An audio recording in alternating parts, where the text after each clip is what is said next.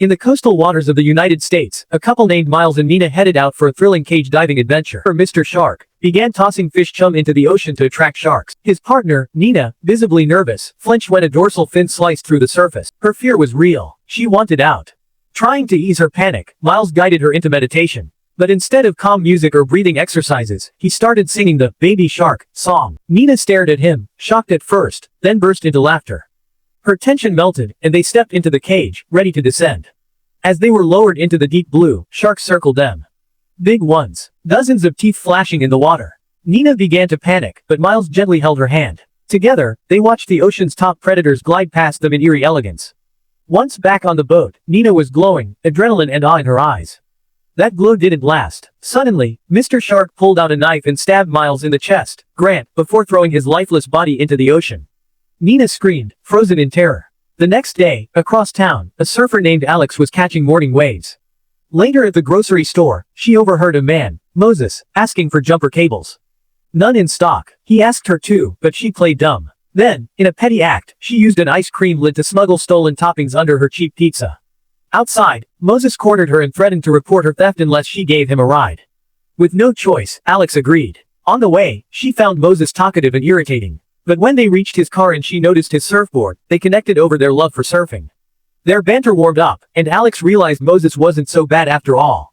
He even admitted he wouldn't have ratted her out. That night, they got close, really close, in her van outside his house. To prank her, Moses tossed her van key outside the window. Afterward, they shared laughs, stories, and music. But the next morning, Alex was gone. No note, no goodbye. Moses shrugged it off and went inside. But Alex wasn't just avoiding intimacy. She was missing. That night, back at the beach, Alex prepped for a solo surf. She'd left her van key behind and frantically checked nearby trucks for help. One of the truck owners turned out to be Mr. Shark, a smooth-talking boat tour operator. He complimented her bravery and handed her a spare key. Moments later, as she messaged Moses, Mr. Shark crept behind her and slipped a bag over her head. Alex fought hard, but his grip tightened until she passed out. He injected her with something, taped her mouth, and crammed her into a surfboard case in his truck. On a docked boat nearby, Mr. Shark's dog barked nonstop. It sensed something. He ignored it. Once aboard, he dragged Alex into a locked room, where she woke up handcuffed to a bed beside none other than Nina, the diver from earlier. Nina whispered that no one was coming. Mr. Shark had done this before. And now it was their turn. Meanwhile, Moses noticed Alex's van had been towed. He rushed to the police, but without knowing her full name, the cops dismissed him. Still, he didn't give up. Back on the boat, Nina wept over her decision to take a gap year her mother warned her about. Alex, who had grown up in foster homes, tried to lighten the mood with jokes. Then she noticed something useful. Nina's bikini had a metal underwire. Nina handed it over. Alex began working on the lock, but before she could finish, Mr. Shark entered. He dropped off a sandwich, sat disturbingly close to Alex, and talked about predators, both in the water and on land. The water he gave them was drugged. Alex passed out. Later, she awoke handcuffed to a chair on the deck. Lights, a camera, a chain with Nina tied to it. Mr. Shark began his performance, ranting about the sea, about sharks being misunderstood, majestic, divine. Then he slowly lowered Nina into the shark-infested water. Alex screamed as sharks ripped Nina apart. Mr. Shark turned the camera toward her, grinning. This is the real show. In her room later, Alex spotted dozens of names scratched beneath layers of paint, victims. Years of them. Mr. Shark stored the tape of Nina's death in a box filled with others, each labeled with names and hair locks, trophies of slaughter. Elsewhere, Moses, still haunted by Alex's disappearance, checked surfing cameras via an app. He spotted her van and a truck pulling away from the beach. Zooming in revealed a logo, Shark Experience Adventures. He traced it online. Back on the boat, Alex argued with Mr. Shark, calling him a coward hiding behind nature to justify murder. Furious, he left. She spotted a handle on the pee bucket, her next tool. That night, Mr. Shark entered with a syringe, but Alex jabbed the bucket handle into his neck.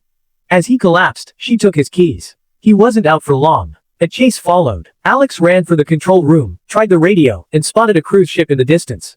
She screamed and launched a flare. Too late. Mr. Shark came at her with a knife. She threw the camera case in the water as a distraction, then dove overboard. But the sedative kicked in. She blacked out. The next morning, the search for Alex finally began. Moses combed the area with hope. On the boat, Mr. Shark returned with supplies and eyed a tourist who might be his next victim.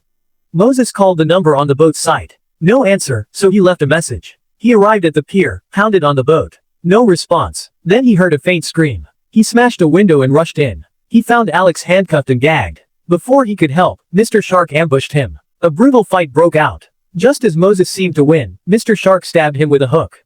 Then, thinking Moses was an intruder, the dock owner Dave entered and got a blade to the skull. Even the dog barked helplessly as Mr. Shark growled it into submission.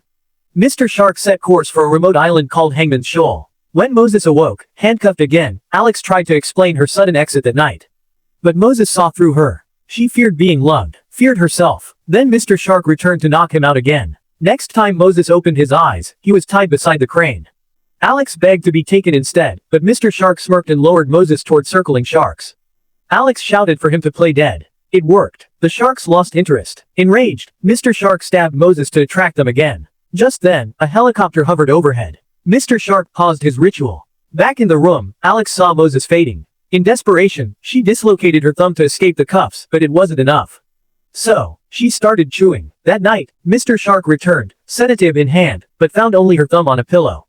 She ambushed him, locked him out, and started the boat. He cut the power, but Alex spotted a party on a nearby island. She fired a flare. As he came after her, she fled to the kitchen. Glass shattered, knives flashed. In the chaos, Alex managed to escape into the ocean. Mr. Shark chased her in a speedboat, tackled her onshore, and dragged her back.